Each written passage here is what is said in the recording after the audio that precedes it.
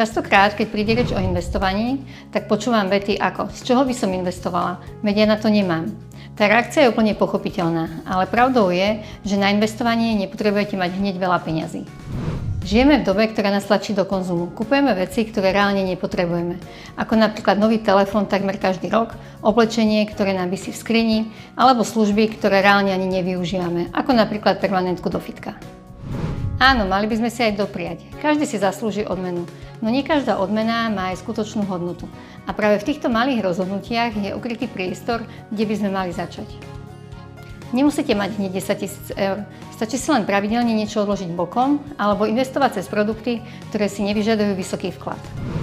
O rok, možno o 2, môžete byť už v úplne inej pozícii, mať kapitál, ktorý sa už zhodnocuje a potom sa dá presunúť do výnosnejších príležitostí.